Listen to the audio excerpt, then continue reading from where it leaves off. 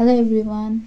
Today I will read a novel named Animal Farm, and the writer of this novel is George Orwell.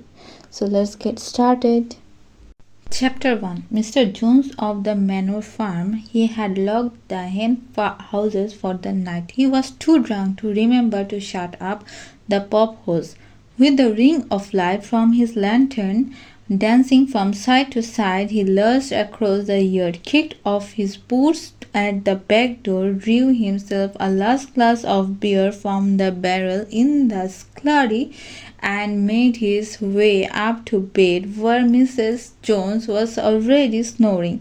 As soon as the light in the bedroom went out, there was a stirring and fluttering all through the farm buildings. Word had gone around during the day that old Major, the Price middle white boar, had had a strange dream on the previous night and wished to communicate it to the other animals. It had been agreed that they should all meet in the big barn as soon as Mr. Jones was safely out of the way. Old Major, so he was always called, though the name under which he had been exhibited was Willingdon Beauty, was so highly regarded on the farm that everyone was quite ready to lose an hour's sleep in order to hear what he had to say. At one end of the big barn, on a sort of raised platform, Major was already ensconced on his bed of straw under a lantern which hung from a beam. He was 12 years old, and he had lately grown rather stout, but he was still a majestic looking pig with a wise and benevolent appearance, in spite of the fact that his tushes he had never been cut before the long other animals began to arrive and make themselves comfortable after their different fashions. First came the three dogs, Bluebell, Jessie, and Pincher, and then the pigs, who settled down in the straw immediately in front of the platforms. The hens perched themselves on the window sills, and the pigeons fluttered up to the rafters. The sheep and the cows lay down behind the pigs and began to chew the cud. The two cat horses, Boxer and Clover, came in together, walking very slowly and setting down their fast, hairy hoofs with great care, lest there should be some small animal concealed in the straw. Clover was a stout, motherly mare, approaching middle life, who had never quite got her figure back after her fourth foal.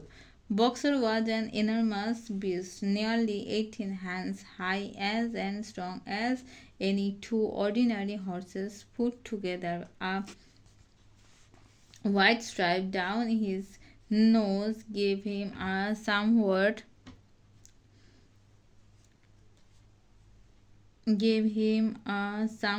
stupid appearance, and his fact he was not of first-rate intelligence, but he was universally respected to his steadiness of character and tremendous powers of work. After the horses came Muriel, the white goat, and Benjamin the donkey. Benjamin was the oldest animal on the farm and the worst-tempered. He seldom talked, and when he did, it usually to make some clinical remark. For instance, he would say that God had given him a tail to keep the flies off, but that he would sooner he had no tail and no flies.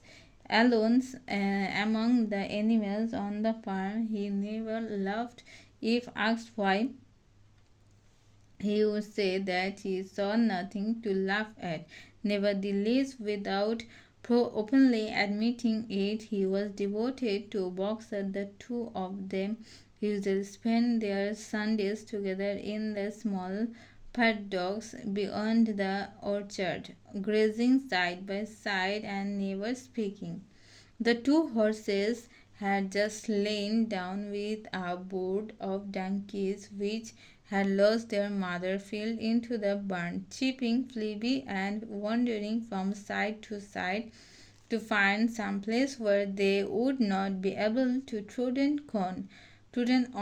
Clover made a sort of wall round them with her great foreleg, and the donkeys wrestled down inside it and promptly fell asleep. At the last moment, Molly, the foolish, pretty white Mary who drew Mr. John's trap, came minking daintily in, chewing at the lump of sugar.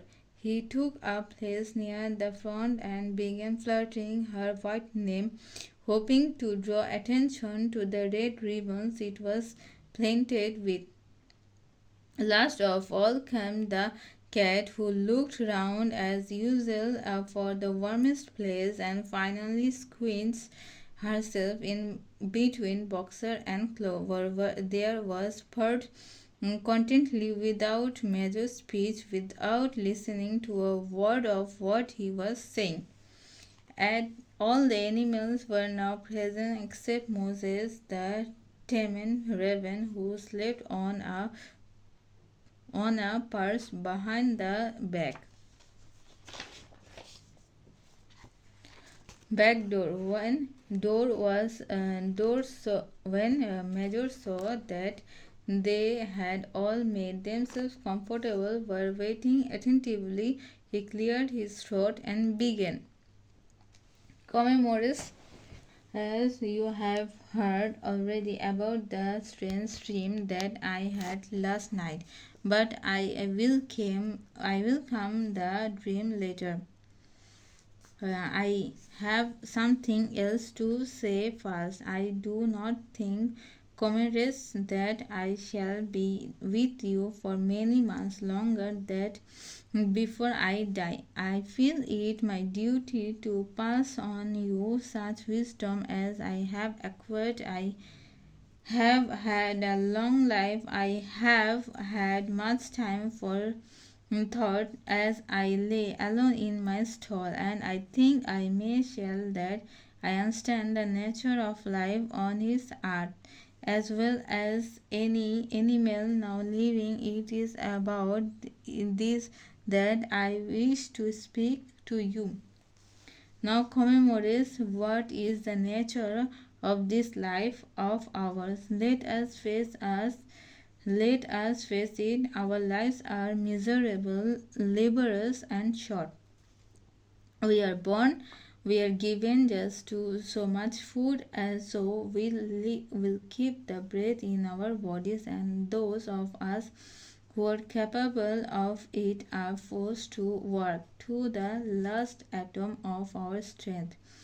And the very instant that our usefulness has come to an end, we are sorted with hideous cutely. So no animal in England knows the meaning of happiness or leisure after he is a year old. No animal in England is free. The life of an animal is misery and slavery. That is the painful truth.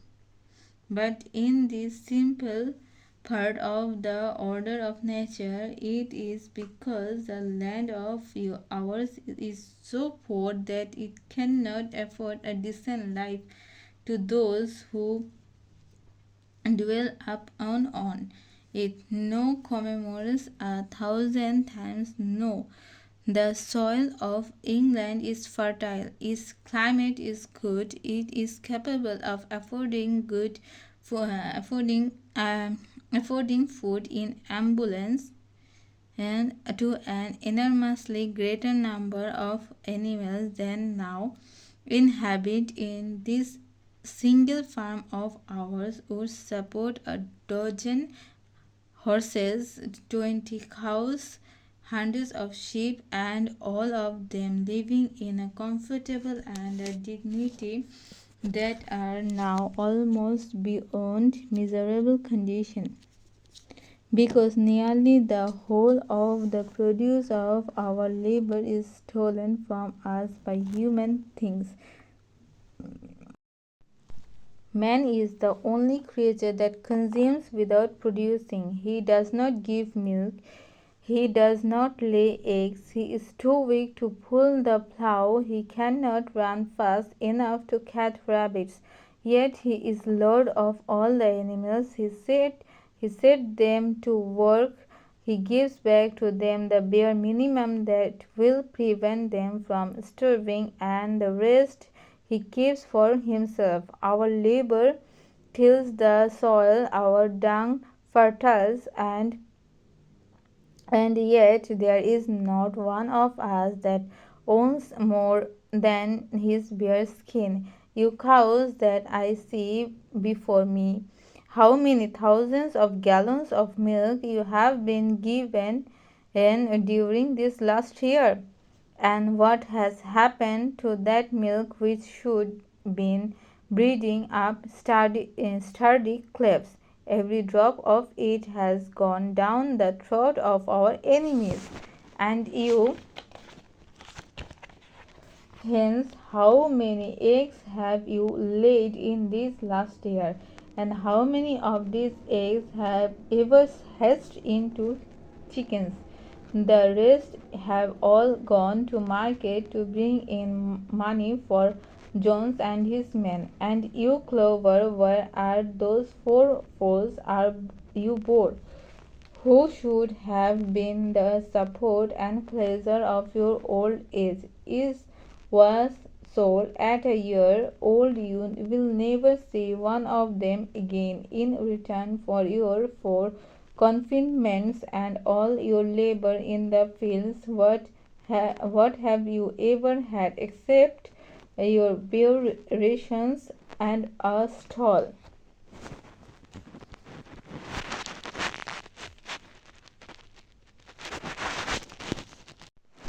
And even the miserable lives we lead are not allowed to reach their natural span. For myself, I do not grumble, for I am one of the lucky ones. I am 12 years old and have had over 400 children. Such is the natural life of a pig, but no animal escapes the cruel knife in the end.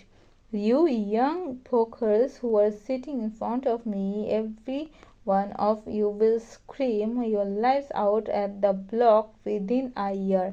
To that horror we almost come: cows, pigs, hens, sheep, everyone. Even the horses and the dogs have no better fate. You boxer, the very day had those great muscles of yours lost their power, Jones will sell you to the cracker who will cut your throat and boil you down for the foxhounds. As for the dogs, when they grew old and toothless, Jones ties a brick round their necks and drowns them in the nearest pond.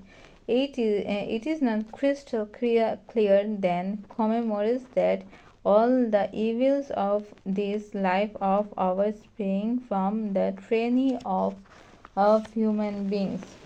Only get rid of man, and the produce of our labor would be our own. Almost overnight we could come rich and free. What then must we do? Why work night and day, body and soul, for the overthrow of the human race? This is my message to you, commemorates rebellion. I do not know when that rebellion will come. It might be in a week, in 100 years, but I know as surely as I see this straw beneath my feet that sooner or later justice will be done. Fix your eyes on that, comrades, throughout the short remainder of all your lives, and above all, pass on this message of mine to those who come after you, so that future generations shall carry on the struggle until it is victorious. And remember, comrades, your resolution must never falter. No arguments must lead you astray. Never listen when they tell you that man and the animals have a common interest, and that the prosperity of the one is the prosperity of the others. It is all lies. Man serves the interests of no creature except himself, and among us animals that there be perfect unity, com- uh, perfect comradeship in the struggle. All men are enemies, all animals are comrades. At this moment there was a tremendous uproar where Major was speaking four large rats and crept out of their holes and were sitting on their hindquarters listening to him. The dogs had suddenly caught sight of them, and it was only by a swift dish for their holes that the rats saved their lives. Major raised his trotter for silence. Comrades, he said, here is a point that must be settled. The wild creatures such as rats and rabbits, are they our friends or our enemies? Let us put it to the vote. I suppose this question to the meeting: are rats comrades? The vote was taken at once, and it was agreed by an overwhelming majority. The rest were comrades. There were only four dissenters: the three dogs and the cat, who was afterwards discovered to have voted on both sides. Major continued. I have little more to say. I merely repeat, remember always your duty to enmity towards man and all his ways. Whatever goes upon two legs is an enemy. Whatever goes upon four legs or has wings is a friend. And remember also that in fighting against man, we must not come to resemble him, even when you have conquered him. You do not adopt his vices. No animal must ever live in a house, no sleep in a bed, or wear clothes, or drink alcohol, or smoke tobacco, or touch money, or engage in trade. All the habits of man are evil, and above all, no animal must ever tyrannous over his own kind, weak or strong, clever or simple. We all are brothers. No animal must clever kill any other animal. All animals are equal. And now, comrades, I will tell you about my dream of my last night. I cannot describe that dream to you. It was a dream of the earth as it will be when man was vanished. But reminded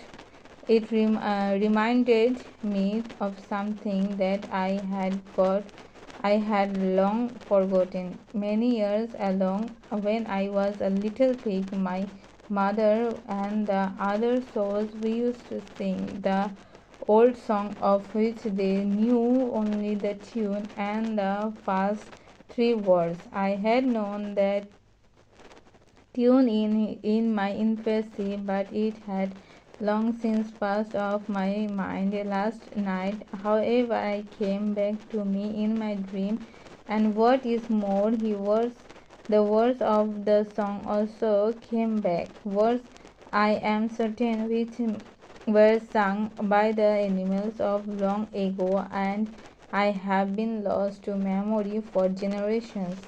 I will sing you for song now. Comrades, I am old and my voice is horses, and my voice is my horse. But when I have taught you the tune you can sing is better for yourself. It is called Beast of England. Old Major cleared his throat and began to sing. As he had said, his voice was hoarse, but he sang well enough, and it was a stirring tune, something between his Clementine and La Churche. The words ran. Best of England, best of Ireland, best of every land and clime. Hearken of my joyful tidings of the golden future time. Soon or late the day is coming, triumphant man shall be o'erthrown, and the faithful fields of England shall be trod by bears alone. Ring shall vanish from our noses, and the harness from our back. Bit and spur shall rust forever, cruel whips no more shall crack. Riches Riches more than mind can picture, wheat and barley, oats and hay, clover, beans and mangel, oozres should be ours upon that day. Bright will be shine the fields of England, purer shall its waters be, sweeter yet shall blow its sweetness on the day that sets us free. For that day we all must labor, though we die before it break. Cows and horses, geese and turkeys all must toil for freedom's sake.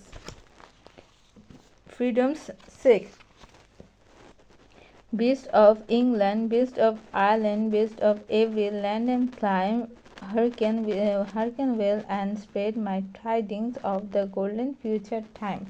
The singing of this song threw the animals into the wildest excitement. Almost before Major had reached the end, they had begun singing it for themselves. Even the stupidest of them had already picked up the tune and a few of the words, and for the clever ones, such as the pigs and dogs, they had the entire song by heart within a few minutes, and then after a few preliminary tries, the whole farm burst out the best of England in tremendous unison. The cows lowed it, the dogs whined it, the sheep bleated, the horses whined it, the ducks quacked it. They were so delighted with the song that they sang it right through 5 times in succession, and might have continued singing it all night if they had not been interrupted. Unfortunately, the uproar awoke Mr. Jones, who sprang out of bed, making sure that there was a fox in the yard. He seized the gun which always stood in a corner of the bedroom and let fly a charge of number 6 shot into the darkness. The place is buried themselves in the wall of the barn, and the meeting broke up hurriedly. Everyone fled to his own sleeping place.